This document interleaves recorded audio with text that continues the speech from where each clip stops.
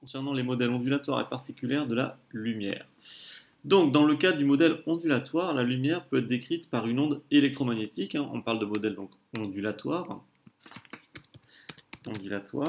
Et dans ce modèle-là, une onde électromagnétique transporte de l'énergie sans transport de matière. Alors évidemment, ça nous rappelle ce qu'on avait défini dans le cadre d'une onde mécanique, puisqu'on avait expliqué qu'une onde mécanique, effectivement, c'était aussi un transport d'énergie sans transport de matière. En revanche, ce qui va différencier une onde mécanique d'une onde électromagnétique, c'est qu'une onde électromagnétique peut se propager dans le vide. Contrairement aux ondes mécaniques, souvenez-vous, qui avaient besoin d'un milieu matériel pour se propager. Alors, les ondes électromagnétiques sont réparties évidemment par domaine. Donc ici, quelques exemples de domaines spectraux. Sachant que les ondes électromagnétiques sont caractérisées par leur longueur d'onde, en mètres, ou leur fréquence. Alors, vous remarquerez la lettre utilisée pour la fréquence et la lettre nu, j'y reviendrai un peu plus tard. Et donc, on retrouve des domaines que l'on connaît, notamment le domaine du visible, entre 400 nanomètres et 800 nanomètres, souvenez-vous. Au-delà de 800 nanomètres, on va avoir les infrarouges, les micro-ondes, puis les ondes radio. Et puis avant 400 nanomètres, donc avant le violet, on va avoir les ultraviolets, les rayons X et les rayons gamma. Donc ces ondes électromagnétiques, elles sont aussi également caractérisées par leur célérité, valeur qu'on connaît bien, puisque la célérité des ondes électromagnétiques et donc de la lumière dans le vide, c'est le fameux 3,0 fois 10 puissance 8 mètres par seconde. Donc valeur qu'on connaît et qu'il faut absolument connaître par cœur d'ailleurs. Ensuite, en ce qui concerne les deux grandeurs caractéristiques d'une onde électromagnétique, la fréquence et la longueur d'onde, donc je fais juste un petit point sur la fréquence. Donc la lettre utilisée, c'est la lettre nu. On avait l'habitude d'utiliser la lettre F dans le cas des ondes mécaniques.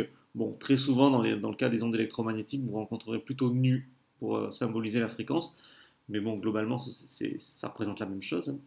Donc la fréquence en Hertz et la longueur d'onde que l'on connaît, en revanche, la lettre lambda en mètres.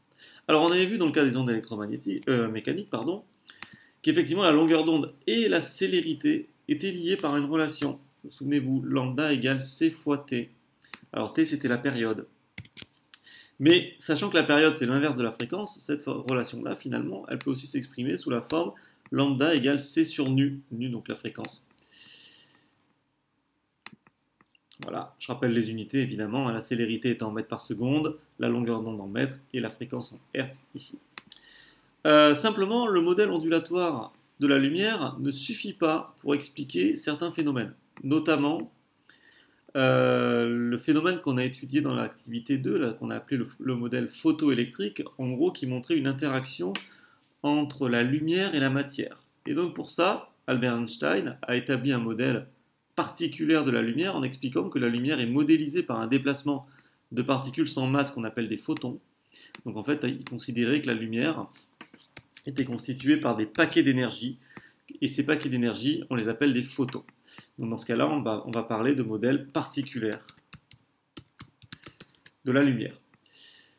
Ce modèle particulière peut notamment expliquer un phénomène que l'on a vu en seconde, quand on a étudié les spectres, et notamment ce type de spectre qu'on appelle des spectres de d'émission, qui sont des spectres issus de la décomposition de la lumière émise par un gaz.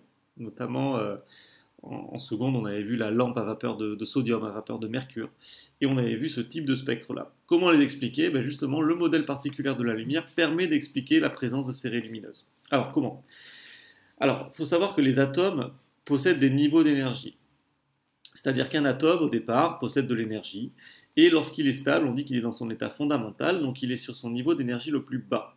Simplement, l'atome peut absorber ou émettre, mais il peut absorber des photons. Les photons, ce sont des paquets d'énergie. Il peut absorber des photons et ainsi passer sur des niveaux d'énergie supérieurs. C'est-à-dire que l'atome peut atteindre des niveaux d'énergie qui ont des valeurs bien précises, et donc gagner de l'énergie. Et donc dans ce cas-là, on dira que les niveaux d'énergie d'un atome sont quantifiés. Ça veut dire que leur énergie ne peut prendre que certaines valeurs. Et donc,